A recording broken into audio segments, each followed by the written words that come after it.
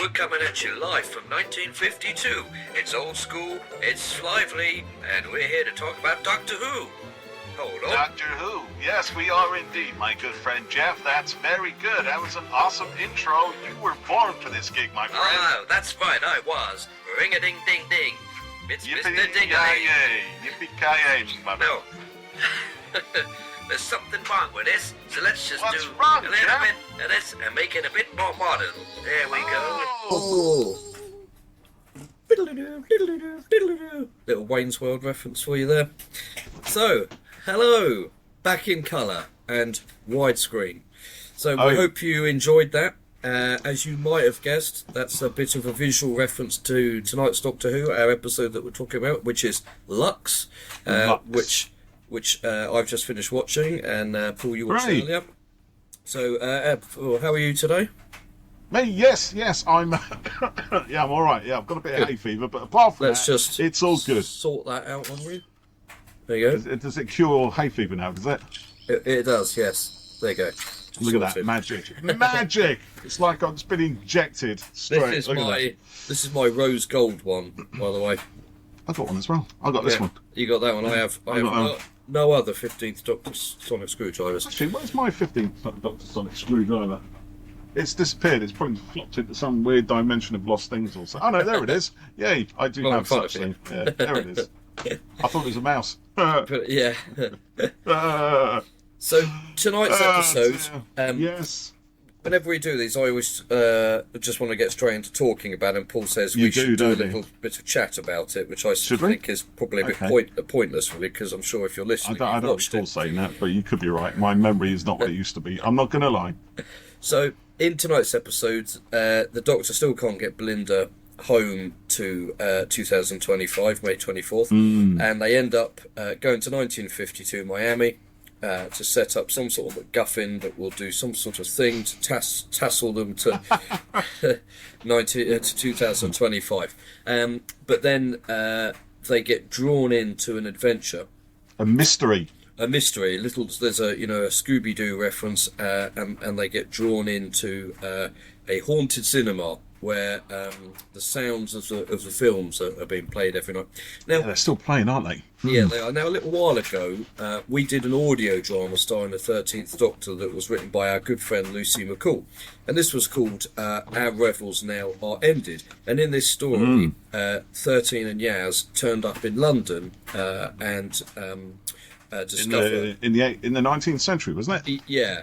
And they discover an abandoned theatre. In which the voices of the performers can be heard, and people think the theatre is haunted.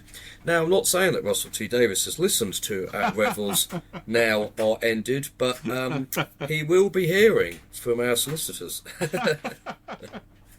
Or even Lucy's. or Lucy's, yes. Yeah, it's Lucy's idea. So, Lucy, I'll let you... I never even thought of that, but you're right, because, there was hologram technology involved in that, wasn't it, if I remember yes, there correctly. Was. Yeah, that's right, yeah.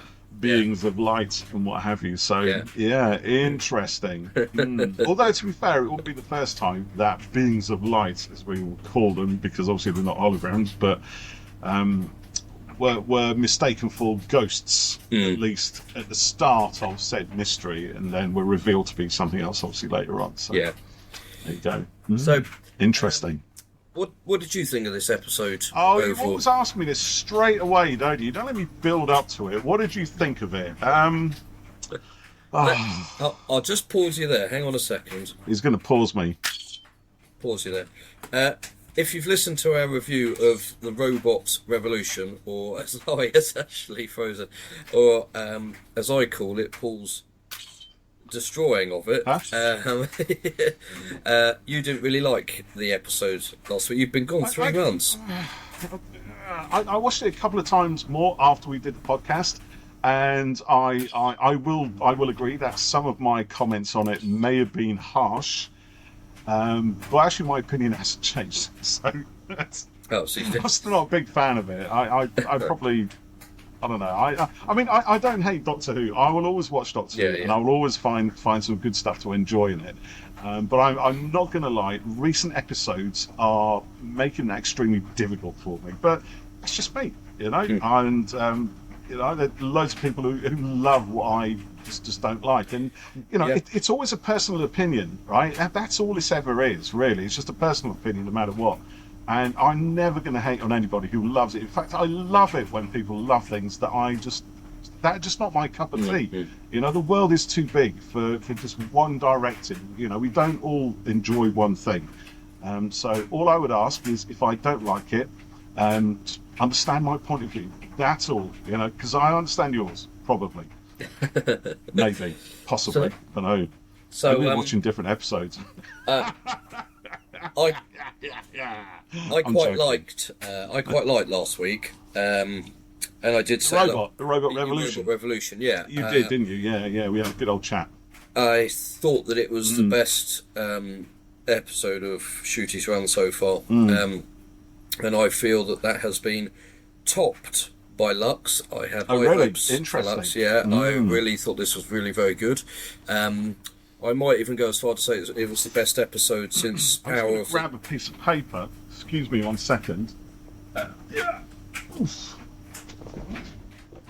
This was the best episode since Power of the Doctor. What? Really? Okay, interesting. But still... It's going to write some of this shit down. Geoff said... It's the best episode of Doctor Who ever. If you re-edit what I just said.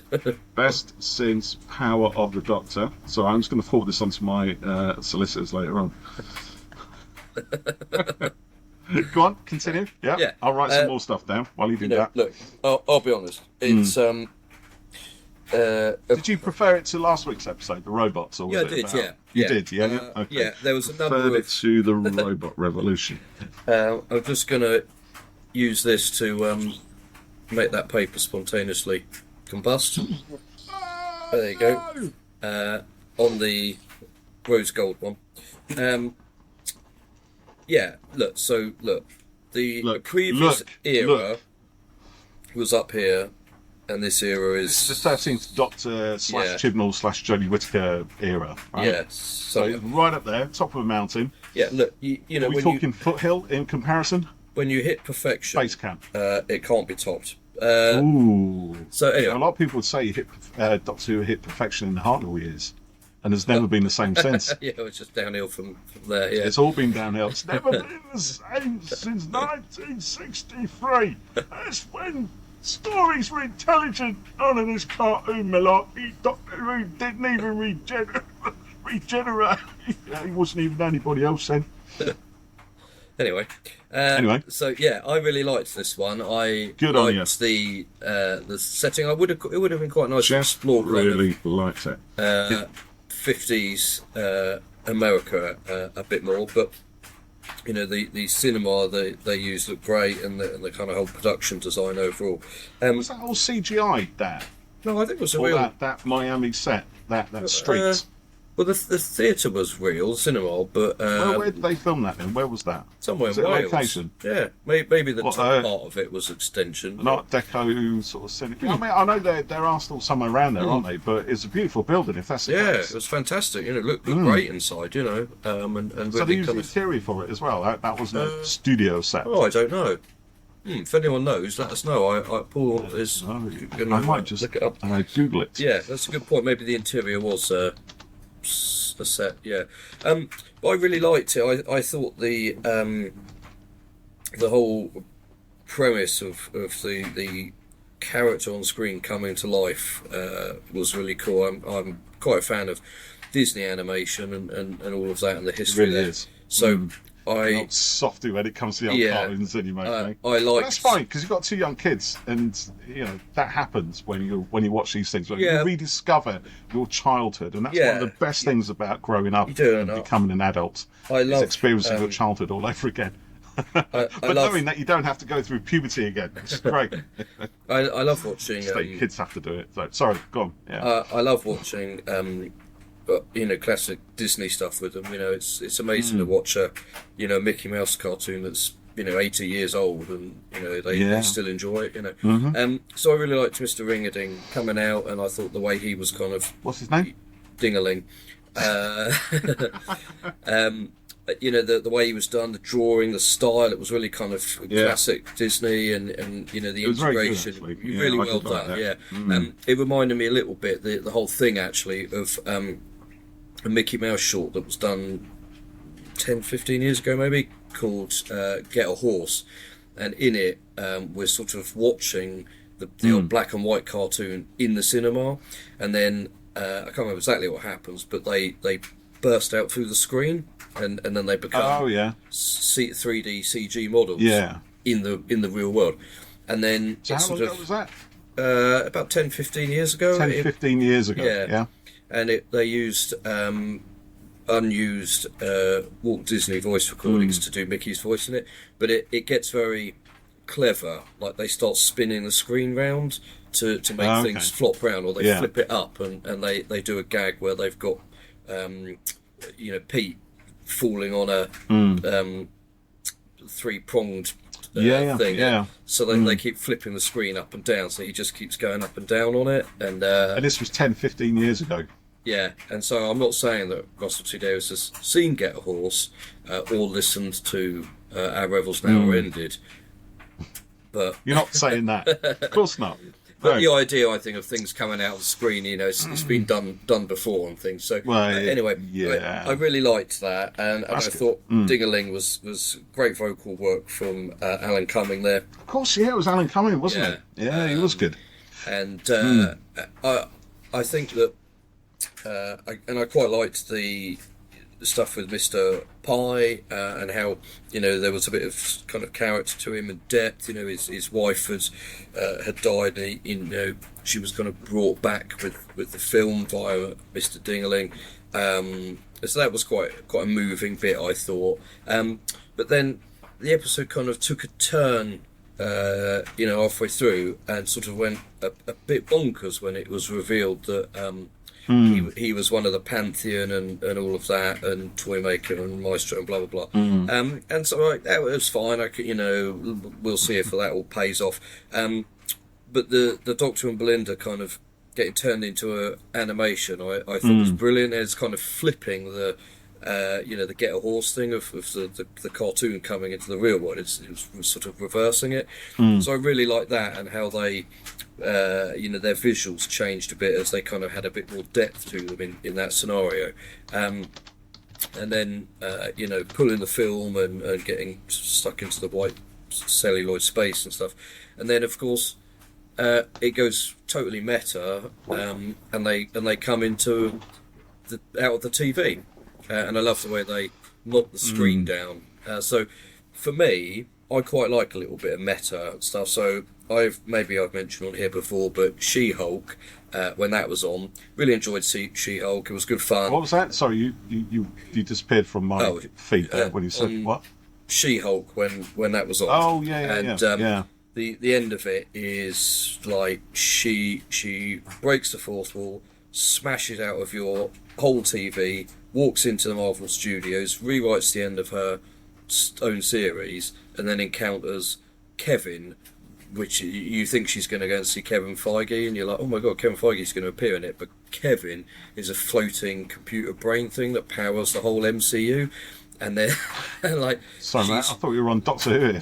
Yeah, and there's a point to this, and she says, "Oh, am I going to appear in the next Avengers film, or will I have a series 2 or something?" Kevin's like, "Yes, definitely." She says, "Oh, that's great news." "No, I'm just joking." So it's really, it kind of breaks it all down. So like Deadpool did that as well, didn't he? Same kind of thing with the other guy, not Kevin Feige. What's his name? The guy who does the Star Wars stuff as well. What's his name? Favreau. John Favreau. That's it. It'll come to me. Yeah. He was playing Happy Hogan in World. He wasn't like really John Favreau. Yeah. But all the jokes were kind of, am I going to be in the next Avengers movie and stuff like that, right? Yeah. So and you got that added layer with John Favreau playing Hulk Hogan, but actually is one of the exec producers for the whole MCU back in the day and stuff. Yeah. So it kind of works on different levels for that. So I quite liked the Doctor coming in a bit of that, and meeting these fans, and I'd stayed offline mostly today, but I'd seen a few comments. Yeah, and I thought, oh God, has RTD broken it in an attempt to kind of trap the Doctor in a TV show? And I was kind of simultaneously really liking that part and thinking, oh God, where is he going to go with this? And then, of course, it was revealed to be just another trick of the gods, there, and they weren't real. So I was like, hey, I quite enjoyed that, and he sort of mucked around with us a bit, and then, pulled it back. It's quite fun how they all like Blink. Yeah, and Blink being a story that the Doctor's not even in. Yeah, very and of much. course, it's quite fun. Blink is obviously the best episode of Doctor Who ever. So well, it did win a Hugo Award, so it's recognised as the critics as being really good. Everything Everywhere All at Once won Oscars. It's a good film. Yeah. You're saying Blink isn't a good story? Blink is really good, but as an example of Doctor Who, he's not in it hardly. No, I know. Which I think is kind of the fun, isn't it? In a way, to that scene, the fact they all think that's Blink. funny, yeah. But it's obviously a little affectionate kind of dig at Moffat as well, because obviously they're great buddies, aren't they? So that's Russell T Davies having a little, Stephen Moffat, you bugger, kind of thing. Yeah, and when so that metafiction, the fiction about the fiction, kind of works on quite a few different levels. There's quite a lot going on there. So and Shooty saying, "Oh, what about Boom?" While I was standing on a landmine. A landmine. That was great. Yeah. So I really enjoyed that, and I just overall thought this was a kind of, I was going to say a sort of classic traditional Who episode, and it was in some ways, with the kind of the setup was kind of traditional. There's a mystery. Yeah. The Doctor could leave, but the pull of the mystery is too strong for the Doctor to just let it go. He can't walk away from that, which is very much in the Doctor's character. And then but then it goes character. Off pissed after that, and quite literally.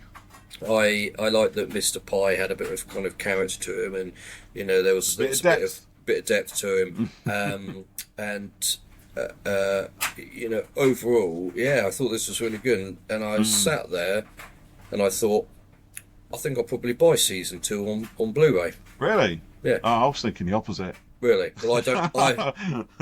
I don't have season 1, so make. I do, and and I'm still gonna keep hold of that. But I'm not gonna lie now. So there's nothing much in season 2, series 2, whatever it's called, that is making me really want to tune in week after week right now. This is so not my cup of tea. It might as well just be dishwater, because I'm not enjoying it. I'm not going to lie. I'm not enjoying it in the slightest, which is quite a big thing for me. Being a dyed-in-the-wool Doctor Who fan. Same with last series for me. Yeah, exactly. Maybe that's it. Maybe there's a complete turnaround. So now I'm the negative one that everybody hates. Everybody's going to hate. Yes. Well, someone on YouTube was surprised you'd hated it, weren't they? I know. Yeah. And I was like, oh my really? gosh, I'm a bad guy now. I'm not sure I like this role. But I think. Okay. So I'll just say that. You haven't interrupted me at all tonight. Well, you did start by asking me a question, what did I think of it? And now you told me all what you thought of it. So I haven't actually even answered your question yet. So who's interrupting who here, really? Huh? I thought that I'm rarely disappointed by things. I sort of try, I don't know, I sort of gauge I kind of think I know what I'm going to get on things. And that last series, that was really quite strange to be let down week after week. It was a shock. It was, and it's quite bizarre to have no real interest in rewatching any of it. Yeah, that's how I feel about this one. Yeah, well, I already know I'd like to rewatch that tonight. Yeah, well, I have no interest in it at all. I mean, don't get me wrong, there's a lot of stuff in Lux that I liked, and there was stuff in Robot Revolution that I liked as well, but I didn't feel like any of it really came together in a way that made me want to jump up and dance and go, wow, this was amazing. And I've looked online since watching it, and like you, I kept off before, because I didn't want anything sort of colouring my opinion of it. So I had no idea how it was going to be taken. So I looked online afterwards, and I thought, oh my gosh, everybody seems to love it. And I just thought, what? Did I miss something? Yeah. Was I watching a different episode? Am I just a really crabby old git now? You know, Doctor Who is dead, R.I.P. Doctor Who, which was referenced in there as well, actually. That was quite fun. But no, of course not. You know, I'm never going to go R.I.P. Doctor Who. I still love it. But the thing is, if this was the first time I'd ever encountered Doctor Who, so let's say, right, I'm 9, 10 years old, whatever, and my dad says to me, Paul, sit down and watch Doctor Who. It's brilliant, you'll love it. It's right up your street. It's got space adventures in it and stuff like that. Because that's how my dad talks. Yeah. And if you set me down and I watch Robot Revolution, I'd be like, okay. And then if this was following it, I would never in a million years want to watch the next episode. I just wouldn't. It is just so, like I said earlier, it's just not my cup of tea. But there were some things that I liked about it. So should I tell you about those? Yeah. Are you interested? Yes, of course. But hold that thought, because I just say, I think that, and we maybe discussed this a bit last series, that I don't know whether it's being aimed solely at us. No, it's not. But, I mean, if I was 9, I wouldn't. I'd still feel the same. I'm sure. Well, maybe you would, because you were a very intelligent 9-year-old. I'm not now. I've actually gone downhill. You've gone, it's like Benjamin Button. I was literally a child genius when I was 9 years old. But I was thinking, like, my kids, like, if we'd watched Robot Revolution, I think they probably have enjoyed it, and I think they would have enjoyed tonight until the point where it started getting a bit too. Where it started getting a bit meta. I think they'd have freaked out a bit as well when Mr. Ringerding started getting all scary. That was actually quite cool. He looked horrible, which I thought was quite good. With the blood dripping off the massive teeth and everything when he went sort of 3D. And I think, you know, my kids are clever, but I think the whole meta thing, I don't think they'd have got it, you know, because here's the thing. Yeah, go on, sorry. Well, because I think, it's quite confusing, you know, oh, look, he's now in the real world, and now they're actually not real, but it's quite a Doctor Who lore heavy piece, and I think it might have you know, gone over. It's a bit like when you know, we actually all watched Star Beast together a couple of years ago, and they enjoyed that, and then I thought, oh, maybe we'll watch it again next week, and it was Wild Blue Yonder. And I remember watching it, and I've said this before, you know, I watched it, and I thought that was a really great episode. But also, my kids would have been bored to tears on this and freaked out. So I think it doesn't also, you know, work for them, you know, and so it's very hard for the show, I think, to please everyone. Of course it is, and it shouldn't really try. It should just do what it does. They should do what they want to do, and if you like, you know, as you want them. If people like it, they're going to love it, and if they don't, they don't. Big deal. You know, there's going to be more stories coming on, which is obviously the great thing about Doctor Who, and you know, and as for, you know, I do think there's a silliness to these latest stories, which has been prevalent since Church on Ruby Road. And it's probably become more silly. And I think as someone pointed out to me recently, there's always space for silly in Doctor Who, and absolutely right, there is. And I'm a great fan of season 17, which is undoubtedly the silliest season of Doctor Who ever. And there are some really silly stories, and stories which are intentionally silly, and stories which kind of maybe weren't intended to be silly, but perhaps look silly through the lens of time because of budget and one thing and another. You see people say, oh, you know, they refer to it as a silly blue box show, and I think that does it a bit of a disservice in a way, and it's almost like saying, essentially, I know it's a bit shit and a bit wobbly, but it's silly, or it's camp, or, you know, whatever. That's how, you know, I'm kind of justifying watching it, because whoever I'm talking to, might go, that's a bit shit, really, isn't it, Doctor Who? You know, so I don't think Doctor Who is inherently a silly programme. It has moments. I don't say it was, but it I can know. be. Yeah, and it can accommodate that. It can accommodate lots of things. It's I very think flexible envelope. Yeah, I've said before, it's a show that creatively is unlimited, I think, you know. But I would never say that it was, you know, a silly show overall. I'm not saying that's what you're saying, but, you know, and maybe I've totally misunderstood when people say. Well, you haven't even let me continue yet. No, but, sorry. You know, See, I was going to tell you the things that I do like about it, as I keep promising. So, okay. So starting from the start of it, you don't need to do that, mate. That just makes you look ridiculous. So- Oh, you're in a good Right, mood okay. tonight. So I really liked Shooty in this one. I thought this was the most Doctorish, at least at the start of this, that I think we'd ever seen him. He really was the Doctor for me. I mean, I loved him when he first appeared at the end of the Giggle. I thought, oh, we've got a brilliant Doctor here. You know, he was so vivacious and so lively and had this mischievous kind of glint in his eye, and all he wanted to do at the end of the Giggle was just get in a TARDIS and disappear off somewhere, which put me in mind of, you know, Tom Baker in Robot. He just wants to leave unit, get back into space and start having adventures, and I love that. But I don't think he's really sort of, and this is Shooting now, I don't think he's really, or the 15th Doctor has really sort of matched my expectations from that brief stint at the end of Giggle. And again, that's just a me thing. Until tonight, perhaps, you know, when I saw him in this, and as he's talking to Belinda in the TARDIS, I mean, first off, the opening shot is he's underneath the TARDIS with his legs sticking out, which is great. I love it when the Doctor does that. Head under the console, tinkering about, and there's some ridiculous bits of circuitry, an old fan, and just, you know, ridiculous stuff, which powers this mega amazing futuristic space time machine. It's got like an old fan unit from the 1970s on the floor and stuff like that. So I love all that stuff. And as he's talking to Belinda, he's building some kind of lash up. This was it like a lasso or something that is supposed to pull the TARDIS into, and he's going to call it a Vindicator, which is a really cool name. So and I love that, and that was maintained throughout.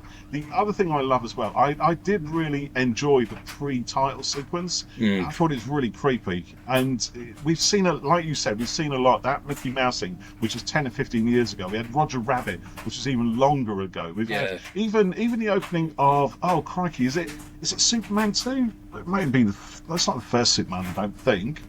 Which opens with old, you know, people watching the original Superman from the 1930s and 40s in the cinema, and it starts very, you know, black and white with the old school blah blah blah. Blah. Yeah.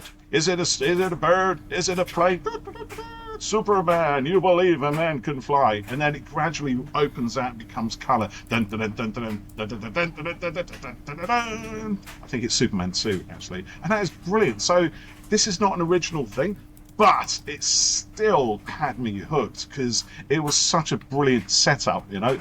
And I did like Mr. Rinky. I've made a note here, mention the legs, because the legs, right? So you were talking about the old Mickey Mouse cartoons, right? Steamboat Willie and all that. Yeah. If you look at those cartoons, they're not perfect, are they? The frame rate judders, and they did that with, you know, so there's always a little jiggly bounce or something, you know, when he moves. His legs, his arms are like doing that as he's talking around. There's this weird kind of wobble that those cartoons have from way back when, and Mr. Ding-a-ling-a-ring-a-ling had that, which I thought was brilliant. So I thought the visual aspect of that character was brilliantly observed, and I thought it was incredibly clever. I mean, it still always boggles my head when they integrate 2D animation within a real world kind of environment, and especially I think in this episode they sort of had the camera spinning around, because there was Mr. Ringadink on the auditorium stagey bit, and as the Doctor and Belinda were sort of approaching and coming down the stairs, we started to, you know, we saw it from the back of his head, and I think the camera did some cheeky little moves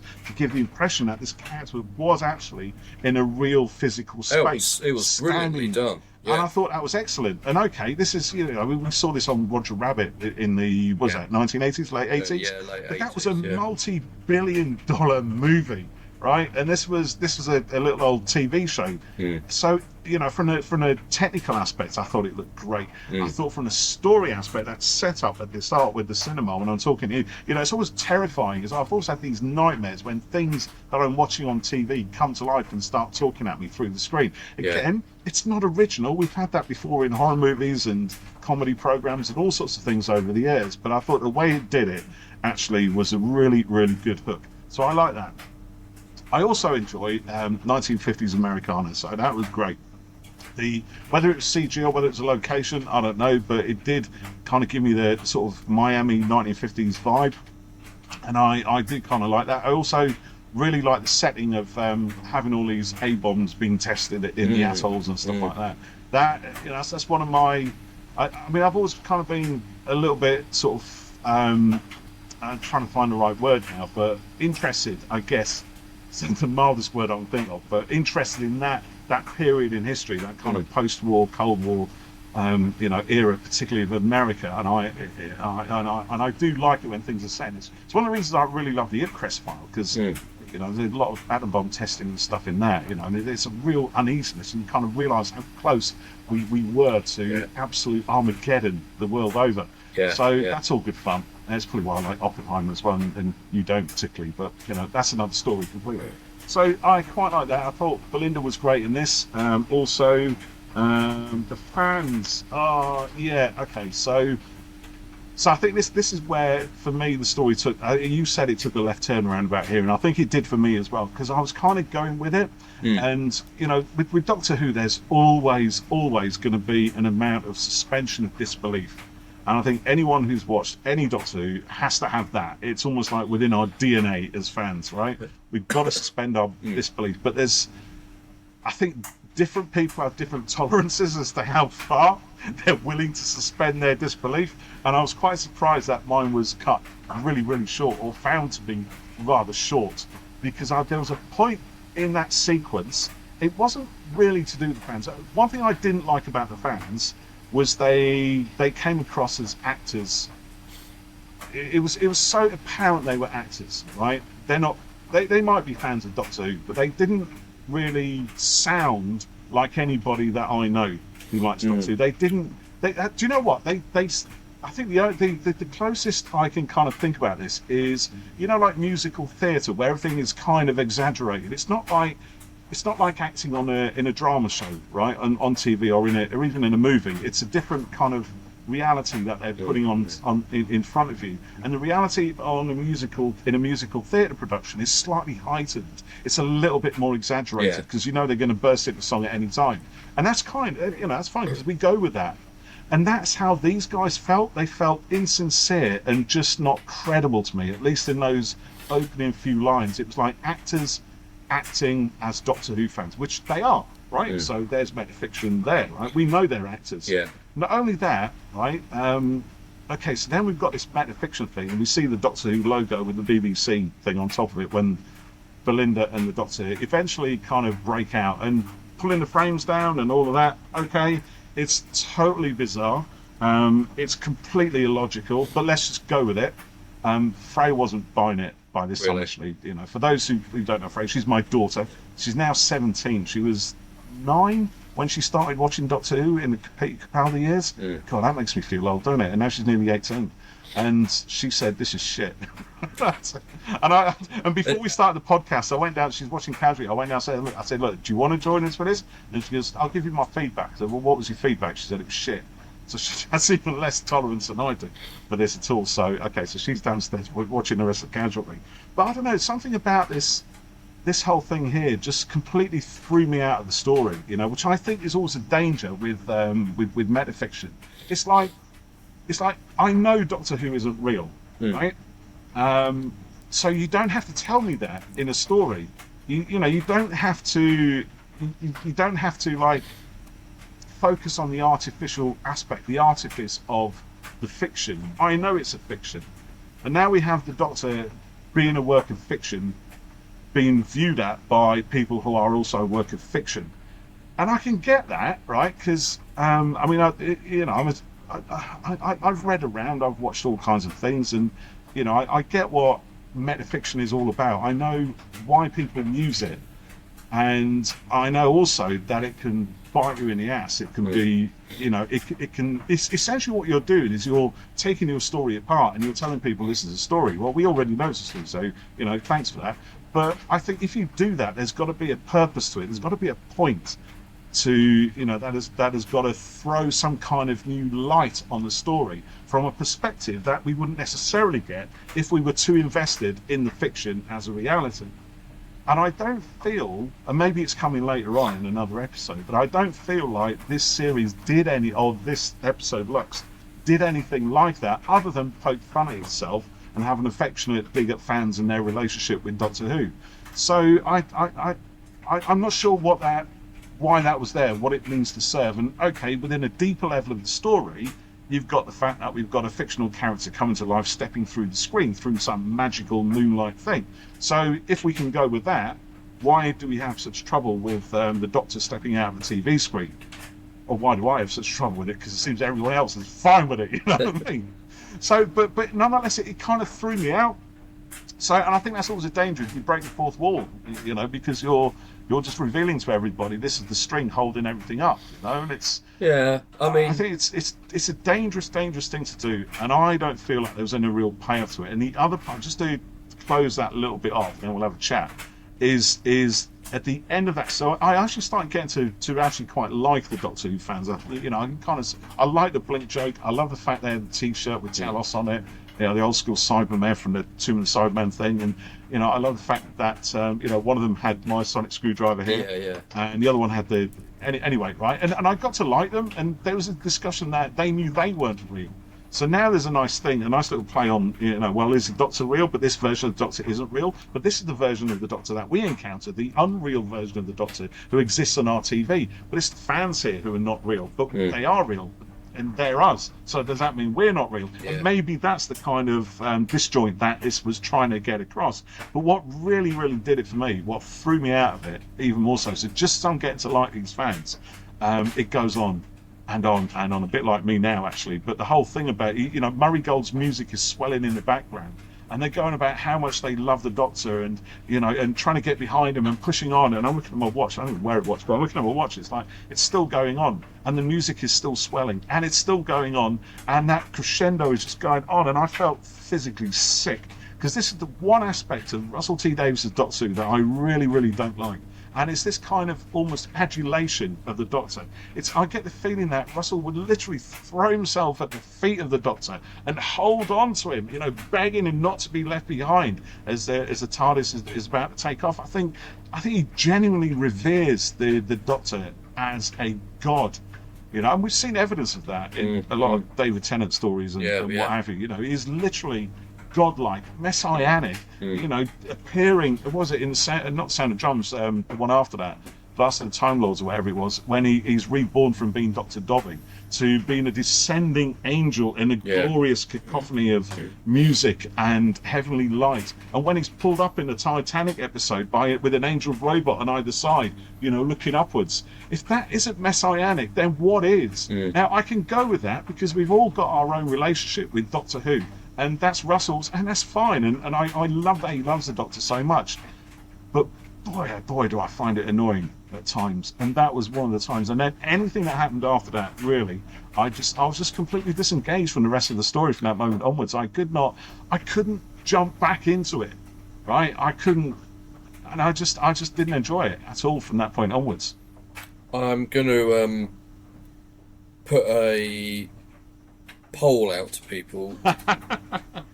Should we carry on reviewing these each week? Yes, we should, because it's good to express this sort of thing. You know, like I said to you, I love it when people love things that I hate, and I hope we get a load of comments here saying, no, Paul is an absolute knobhead for not liking the story. It was great. What was he talking about? Yeah, you know? No, I think it's just, you know, we normally like, you know, are positive to some extent. Or a large extent about anything, you know. We spent years. Yeah, but yes, we do. But we're not doing that at the sake of something. No, not at all. I think there's a credibility to what we say, you know. We have to, you know, we have to feel this stuff. I'm not just going to make up. No. I'm not saying you should. I was disappointed by last series, but this is actively annoying you. And I had to lift you up by your bootstraps to try and show you show some light on some stuff that maybe you could enjoy, possibly, and you didn't, which is fine. No, you know? And it was very unusual. I'm going to put an idea out here. Go on then. And this, I texted Paul earlier and I said, I've got an idea for a podcast. I don't really know what it'll be. You did, a moratorium or something, wasn't it? We'll talk about it, but it will be called I'm Unable to Move On From 13. But I can't move on from 13. You're the one who can't move on from 13. I'm fine. Right? Yeah, I have no problem moving on from one Doctor to another. I love it when we get a new Doctor. I love it when we get something new, and I love it when the show tries something different. And this is trying something different. It is, but I just don't love it so much, and that's okay. I'm cool with that. Honestly, I really, really enjoyed 13 stories. I think the level of depth that we had, the characterization, the emotional part of it, you know, I thought all of that was just rich and beautiful and emotionally engaging. And I find this lot less shallow. I find it more a carbon copy, or it's not even a carbon copy, it's a copy of stuff that happened like, almost 20 years ago now, in fact, in the early 2000s. Yeah, I mean, it is trying some new things. I was going to say, when Jodie regenerated, we didn't get anything new at that point. No, we didn't. No, it's got David Tennant back. Yeah. He's already been in the show. He's already been a Doctor. Why didn't you him back? the lineup of Doctors now looks so dumb with him in it twice. He's just in there twice because everybody loves him twice as much, clearly. But there you go. So what I was going to throw out was that this episode I really liked. It was really good. How good would it have been with the 13th Doctor? This would have been the same. It would have been the same because the story is the same, and the maybe character of the Doctor is still the Doctor. But regardless in a way of who's playing the Doctor, and maybe Jodie would have done it slightly differently. But if she'd had the same script, if Tom Baker had had the same script, if David Tennant had the same script, it doesn't change the story from what it is. No, of course not. But I think it would have been it would have suited her quite well. And I've never really thought, I'll take a story and put, how different would it be with a different Doctor in it? Because I think you're right. It wouldn't be really. A different incarnation wouldn't necessarily, react differently to something. So it'd still be the same story, just with a different pair of legs sticking out from under the TARDIS. This is what I mean, and this is actually why I think Lux is a really good Doctor Who story for the Doctor, because there are so many. There's a lot of stuff that Ncuti did in this that we've seen other Doctors do, and that kind of anchors his Doctor to the others for me. Yeah. Even if it is something as simple as having his legs sticking out from under the TARDIS. He was really good in this. And what's interesting there is that this was filmed beginning of last year, and was, I think, the first one he did with Verada. I think so. And I already think that they're really good together, and I do like their relationship. Yeah, they are good. She's quite cool, and she, it's just quite interesting. She wants to get home, but the lure of going into 50s America was quite strong for her and stuff. And at the end, she I think she knows that they can't get home straight away, so she's sort of stuck here. So okay, let's I'm with you for these adventures, and I'm feeling it more than I felt things with Ruby Sunday, I think. Yeah, I think she just feels to me like a much more three-dimensional character. Yeah. That was quite fun when they went into the cartoonscape and became more 3D by having depth. Yeah. And again, is this Russell T Davies sort of poking fun at how us fans criticise the stories in terms of character and everything else? Yeah. All that one had no character, there was no depth in that 2D characters. I think, and I've said before that I think Russell's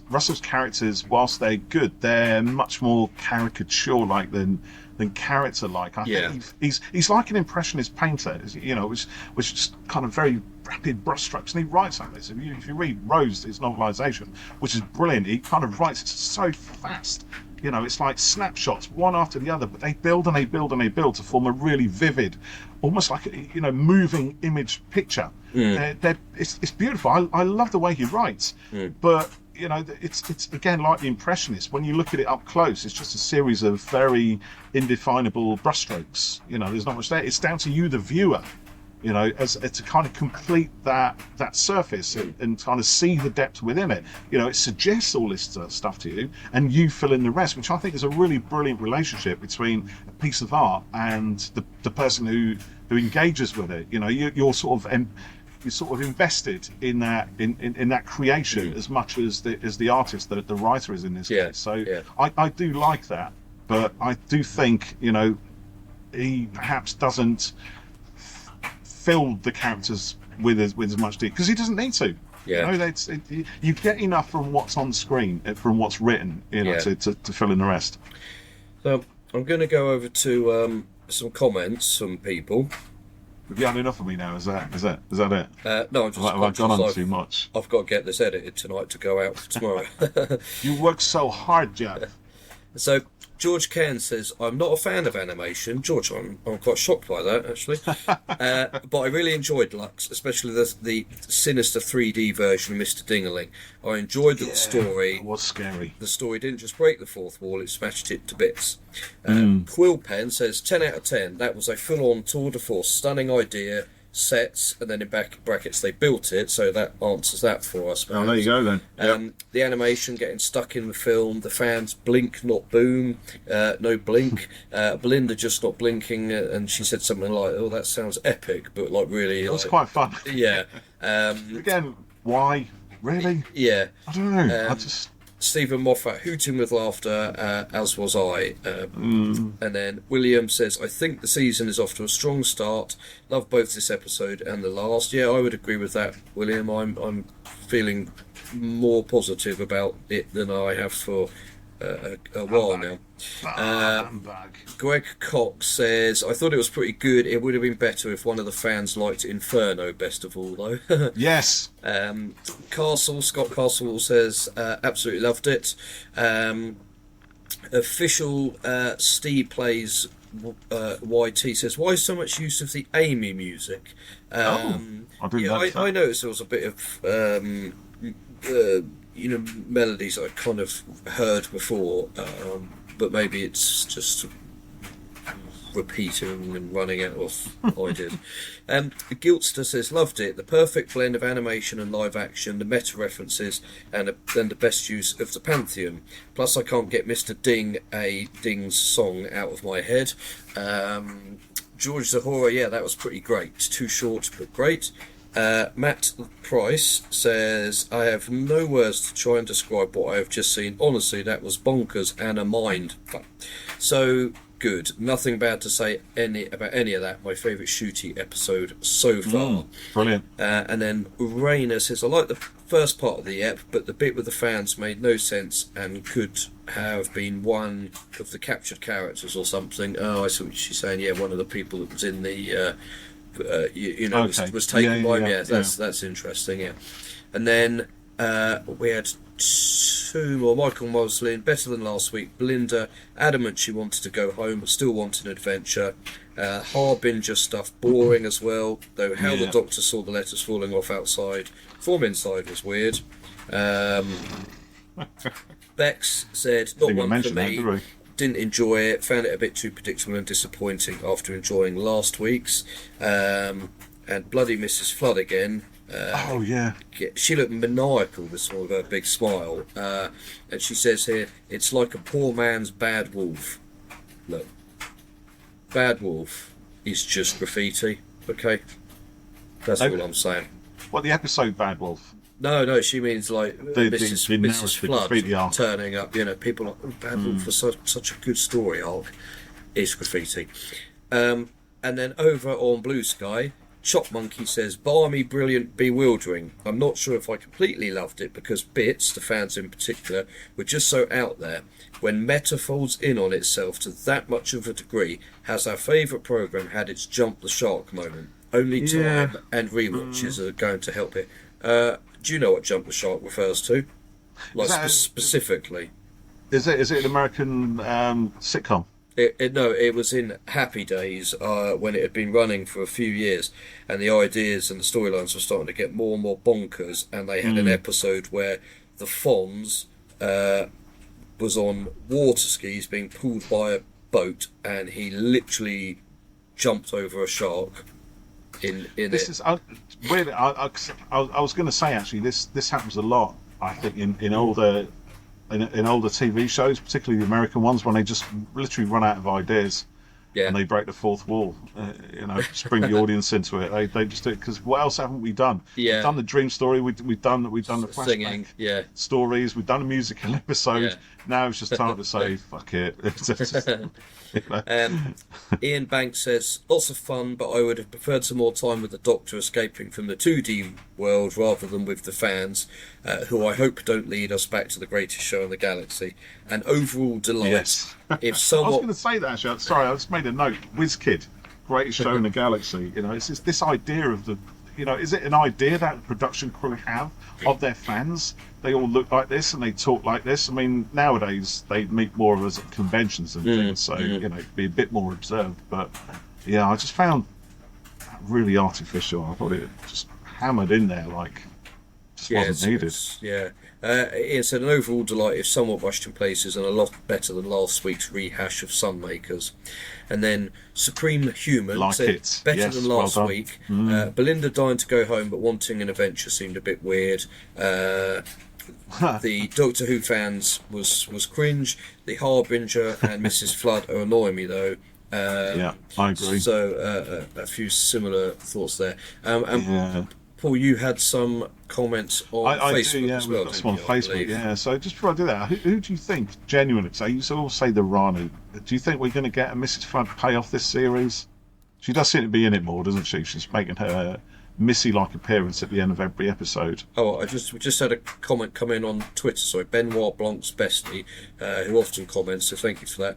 Unironically, my favourite episode from the era. I genuinely have no problems with it. Lux was a phenomenal villain. The scene where they met the fans was something I did not think would work, but it did, and it was so fun. Reg was a highlight for me. Yeah, I kind of agree with like that. I just want to say as well, I'm going to talk to Al to see if they might be able to make a posable rubber Mr. Dingerling figure. That would be cool. Why? Because it'd be cool. Do I think we'll get a Mrs. Flood payoff? Well, they obviously know. They obviously knew when they started filming when the episode was going to air. Much like Chibnall knew that Halloween Apocalypse was going to go out on Halloween, and so they were able to make it Halloween themed. So the fact that Mrs. Flood said, "Oh, well, it ends on the 24th of May, which is when the finale episode is," and it made me wonder whether is that a little comment about. It could have been dubbed in, though, quite late on. Well, it's possible her bit was shot later, yes, that's very true. But is it a comment on the cancellation rumours and things? But then if it was filmed a year ago, it's not possible. I hope they do resolve it somehow, because if we don't get another series, or there's no series for, a year and a half or something, we need some answer to it, I think. Okay, so that's the whole cancellation thing. So you think Mrs. Flood is in some kind of way a comment on that? No, not specifically, but she's looked at the camera a number of times. You ain't seen me, boy, and she's obviously sort of aware of things. She watches the Fast Show. Yeah. This week I've mostly been watching Doctor Who. That'd be great. If she actually appeared as a different character from the Fast Show, that would be fun. Yeah, that'd be more fun than just annoyingly doing what she does. Yeah. So, because you say to me jokingly that she's Narani. Yeah. Do you think she's going to be a character that we've seen before, or something new entirely? What do you reckon? I would like it if she was someone new, because I do get marginally annoyed when any character turns up and the Doctor's, had an unseen existing relationship with the character, and we get he or she must be the Master, the meddling monk, the Rani, Susan, trot it all out. The whole gamut. Yeah, the show is creatively unlimited. It's nice to have. So why keep digging into its let's not history. have her be, River, or do you know what I mean? Just like not every person needs to be someone that we've seen before. They could just be a new character. So do you know what? Go on.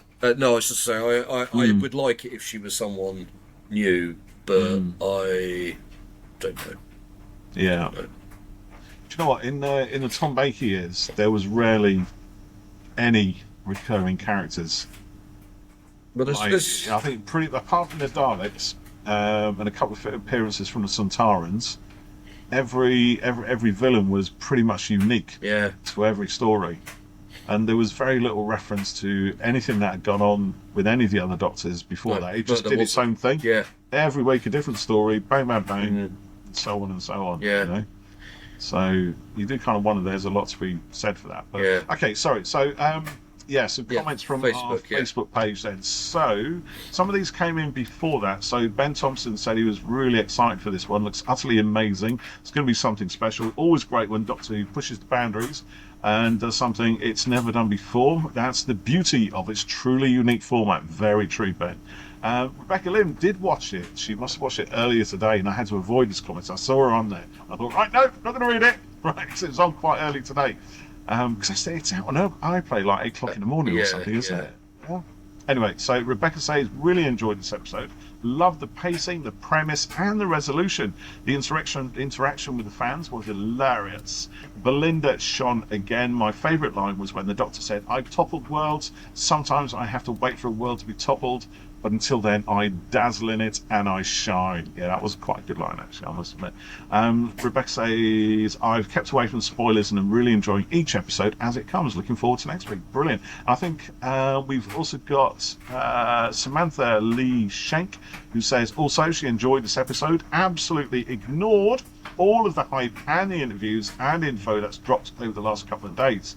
And I think I'm the better for it. Yeah, I'm a big fan of doing that.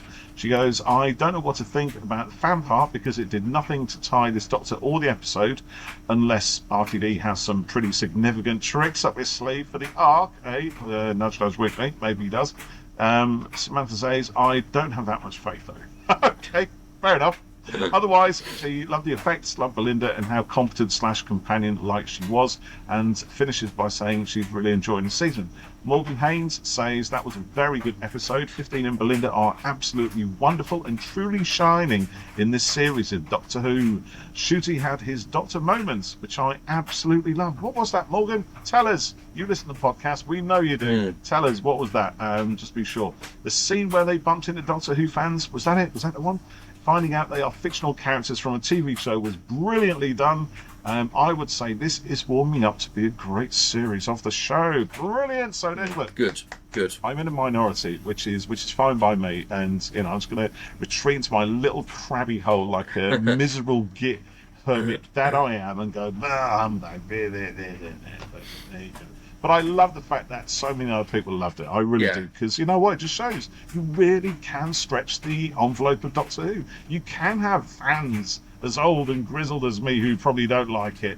But there's still so many others who do. And that is why Doctor Who will always endure. So forget about this nonsense about cancellation or about needing to be rested. There are so many people there who are so invested and who love this show regardless. And regardless of what you might think, what I might think sometimes, but it's always got so much love from the people who watch it and the people who make it, and that is massive. Agreed. Yeah. Well. Word to your mother. Word? Is that maybe? Yeah. Word.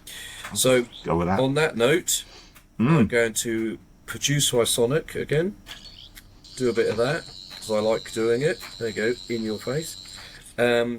We will be back next week. I believe next week's episode is The Well, which I'm hoping is a hard sci-fi epic. So we will see. We shall see indeed. Yeah. Hard sci-fi. Now that should be right at my street, right? Because you know I do like a good bit of proper sci-fi. Yeah. So if it is, I just hope they do it some justice and don't dick around. But we'll see. We'll see. So thanks to everyone for all your comments across the various social platforms. That's brilliant.